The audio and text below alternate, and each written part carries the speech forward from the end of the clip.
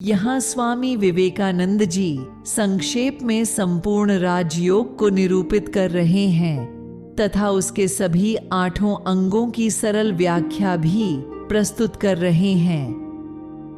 वे कूर्म पुराण 11 अध्याय से उद्धृत करते हुए कहते हैं, योगाग्नि मनुष्य के पाप पिंजर को दग्ध कर देती है, तब सत्व शुद्धि होती है और साक्षात निर्वाण की प्राप्ति होती है। योग से ज्ञान लाभ होता है। ज्ञान फिर योगी की मुक्ति के पथ का सहायक है। जिनमें योग और ज्ञान दोनों ही वर्तमान है, ईश्वर उनके प्रति प्रसन्न होते हैं। जो लोग प्रतिदिन 1 बार, 2 बार, 3 बार या सारे समय महायोग का अभ्यास करते हैं, उन्हें देवता समझना चाहिए। योग 2 प्रकार के हैं, जैसे अभाव योग और महायोग। जब शून्य तथा सब प्रकार के गुण से रहित रूप से अपना चिंतन किया जाता है, तब उसे अभाव योग कहते हैं। और जिस योग के द्वारा आत्मा का आनंदपूर्ण, पवित्र और ब्रह्म के साथ अभिन्न रूप से चिंतन किया जाता है, उसे महायोग कहते हैं। योगी इनमें से प्रत्येक के द्वारा ही आत्म साक्षात्कार कर लेते हैं।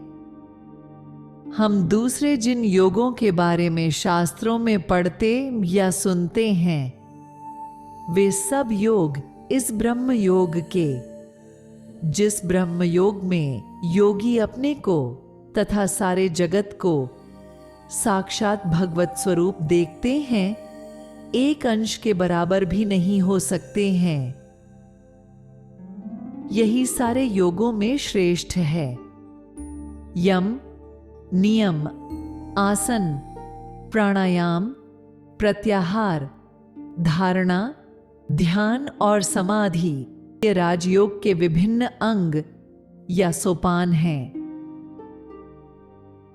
यम का अर्थ है अहिंसा, सत्य, अस्तेय, ब्रह्मचर्य और अपरिग्रह। इस यम से चित्त शुद्धि होती है।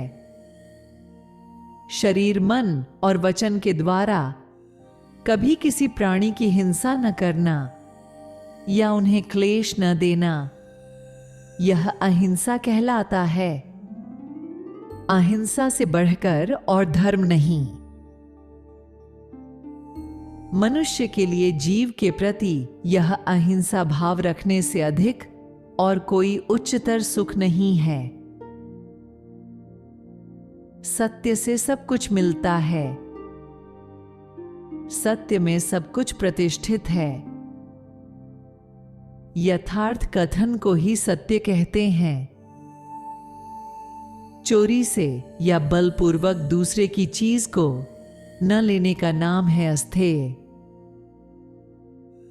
तन मन वचन से सर्वदा सब अवस्थाओं में मैथुन का त्याग ही ब्रह्मचर्य है।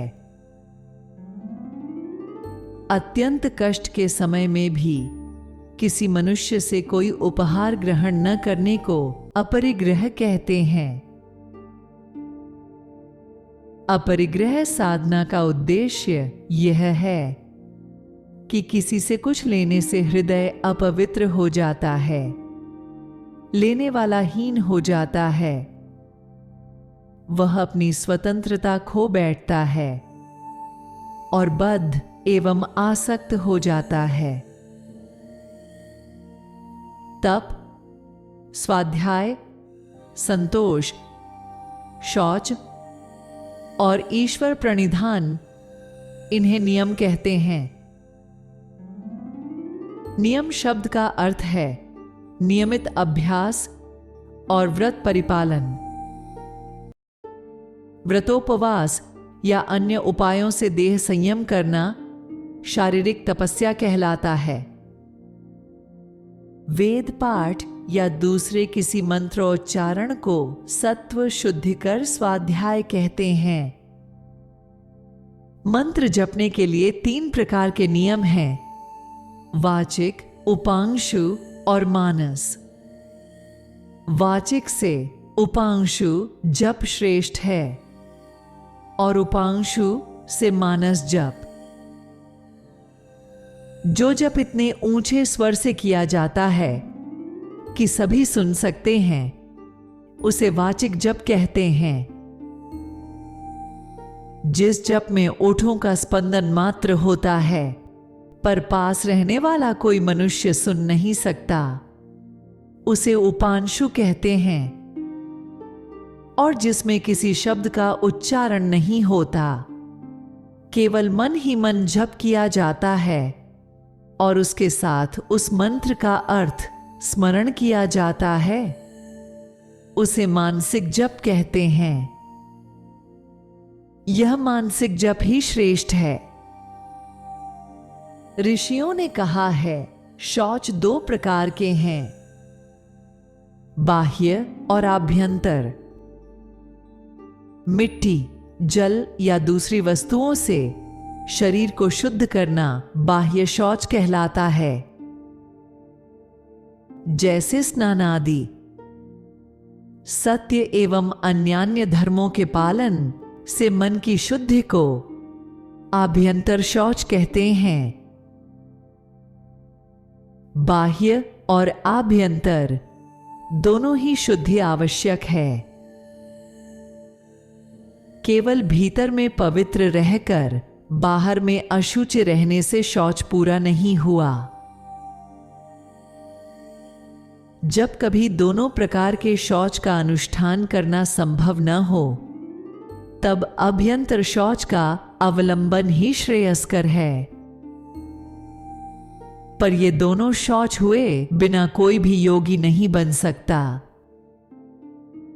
ईश्वर की स्तुति, स्मरण और पूजा अर्चना रूप भक्ति का नाम ईश्वर प्रणिधान है। यह तो यम और नियम के बारे में हुआ। उसके बाद है आसन। आसन के बारे में इतना ही समझ लेना चाहिए कि वक्षस्थल, ग्रीवा और सिर को सीधे रखकर शरीर को स्वच्छंद भाव से रखना होगा। अब प्राणायाम के बारे में कहा जाएगा। प्राण का अर्थ है अपने शरीर के भीतर रहने वाली जीवनी शक्ति और आयाम का अर्थ है उसका संयम। प्राणायाम 3 प्रकार के हैं, अधम, मध्यम और उत्तम। वह 3 भागों में विभक्त है, जैसे पूरक, कुंभक और रेचक। जिस प्राणायाम में 12 सेकंड तक वायु का पूरण किया जाता है, उसे अधम प्राणायाम कहते हैं। 24 सेकंड तक वायु का पूरण करने से मध्यम प्राणायाम और 36 सेकंड तक वायु का पूरण करने से उत्तम प्राणायाम कहते हैं। अधम प्राणायाम से पसीना, मध्यम प्राणायाम से कंपन और उत्तम प्राणायाम से उच्छ्वास अर्थात शरीर का हल्कापन एवं चित्त की प्रसन्नता होती है। गायत्री वेद का पवित्रतम मंत्र है। उसका अर्थ है, हम इस जगत के जन्मदाता परम देवता के तेज का ध्यान करते हैं। वे हमारी बुद्धि में ज्ञान का विकास कर दें। इस मंत्र के आदि और अंत में प्रणव लगा हुआ है। एक प्राणायाम में गायत्री का 3 बार मन ही मन उच्चारण करना पड़ता है। प्रत्येक शास्त्र में कहा गया है कि प्राणायाम 3 अंशों में विभक्त है, जैसे रेचक अर्थात श्वास त्याग, पूरक अर्थात श्वास ग्रहण और कुंभक अर्थात स्थिति भीतर में धारण करना। अनुभव शक्ति युक्त इंद्रियां लगातार बहिर्मुखी होकर काम कर रही हैं और बाहर की वस्तुओं के संपर्क में आ रही हैं। उनको अपने वश में लाने को प्रत्याहार कहते हैं। अपनी ओर खींचना या आहरण करना, यही प्रत्याहार शब्द का प्रकृत अर्थ है। हृत कमल में या सिर के ठीक मध्य देश में या शरीर के अन्य किसी स्थान में मन को धारण करने का नाम है धारणा। मन को एक स्थान में संलग्न करके फिर उस एकमात्र स्थान को अवलंबन स्वरूप मानकर एक विशिष्ट प्रकार के वृत्ति प्रवाह उठाए जाते हैं। दूसरे प्रकार के वृत्ति प्रवाहों से उनको बचाने का प्रयत्न करते करते वे प्रथमोक्त वृत्ति प्रवाह क्रमशः प्रबल आकार धारण कर लेते हैं और ये दूसरे वृत्ति प्रवाह कम होते होते अंत में बिल्कुल चले जाते हैं। फिर बाद में उन प्रथमोक्त वृत्तियों का भी नाश हो जाता है और केवल एक वृत्ति वर्तमान रह जाती है। इसे ध्यान कहते हैं। और जब इस अवलंबन की भी कोई आवश्यकता नहीं रह जाती, संपूर्ण मन जब एक तरंग के रूप में परिणत हो जाता है, तब मन की इस एकरूपता का नाम है समाधि। तब किसी विशेष प्रदेश या चक्र विशेष का अवलंबन करके ध्यान प्रवाह उत्थापित नहीं होता। केवल ध्येय वस्तु का भाव अर्थ मात्र अवशिष्ट रहता है। यदि मन को किसी स्थान में 12 सेकंड धारण किया जाए तो उससे एक धारणा होगी। यह धारणा 12 गुणित होने पर एक ध्यान और यह ध्यान 12 गुणित होने पर एक समाधि होगी। सूखे पत्तों से ढकी हुई जमीन पर, चौराहे पर, अत्यंत कोलाहलपूर्ण या डरावने स्थान में, दीमक के ढेर के समीप अथवा जहां अग्नि या जल से किसी भय की आशंका हो, जहां जंगली जानवर हो, जो स्थान दुष्ट लोगों से भरा हो, ऐसे स्थानों में योग की साधना करना उचित नहीं। यह व्यवस्था विशेषकर भारत के बारे में लागू होती है। जब शरीर अत्यंत आलसी या बीमार मालूम होता हो अथवा जब मन अत्यंत दुहकपूर्ण रहता हो, तब भी साधना नहीं करनी चाहिए। किसी गुप्त और निर्जन स्थान में जाकर साधना करो, जहां लोग तुम्हें बाधा पहुंचाने न आ सकें। अपवित्र जगह में बैठकर साधना मत करना, वरन सुंदर दृश्य वाले स्थान में या अपने घर की एक सुंदर कोठरी में बैठकर साधना करना। साधना में प्रवृत्त होने के पहले समस्त प्राचीन योगियों, अपने गुरुदेव तथा भगवान को प्रणाम करना और फिर साधना में प्रवृत्त होना। अब ध्यान की कुछ प्रणालियां वर्णित की जाती हैं। सीधे बैठकर अपनी नाक के ऊपरी भाग पर दृष्टि रखो। तुम देखोगे कि उससे मन की स्थिरता में विशेष रूप से सहायता मिलती है। आंख के 2 स्नायुओं को वश में लाने से प्रतिक्रिया के केंद्र स्थल को काफी वश में लाया जा सकता है। अतः उससे इच्छा शक्ति भी बहुत अधीन हो जाती है। अब ध्यान के कुछ प्रकार कहे जाते हैं। सोचो, सिर के ऊर्ध्व देश में एक कमल है। धर्म उसका मूल देश है, ज्ञान उसकी नाल है। योगी की अष्ट सिद्धियां उस कमल के 8 दलों के समान हैं और वैराग्य उसके अंदर की कर्णिका है। जो योगी अष्ट सिद्धियां आने पर भी उनको छोड़ सकते हैं, वे ही मुक्ति प्राप्त करते हैं। इसीलिए अष्ट सिद्धियों को बाहर के 8 दलों के रूप में तथा अंदर की कर्णिका का परवैराग्य अर्थात अष्ट सिद्धियां आने पर भी उनके प्रति वैराग्य के रूप में वर्णन किया गया है। इस कमल के अंदर हिरण्मय, सर्वशक्तिमान, अस्पृश्य, ओंकारवाच्य, अव्यक्त, किरणों से परिव्याप्त परम ज्योति का चिंतन करो, उस पर ध्यान करो। और एक प्रकार के ध्यान का विषय बताया जाता है। सोचो कि तुम्हारे हृदय में एक आकाश है और उस आकाश के अंदर अग्निशिखा के समान एक ज्योति उद्भासित हो रही है। उस ज्योति शिखा को अपनी आत्मा के रूप में चिंतन करो। फिर उस ज्योति के अंदर और एक ज्योतिर्मय आकाश की भावना करो। वही तुम्हारी आत्मा की आत्मा है, परमात्मा स्वरूप ईश्वर है।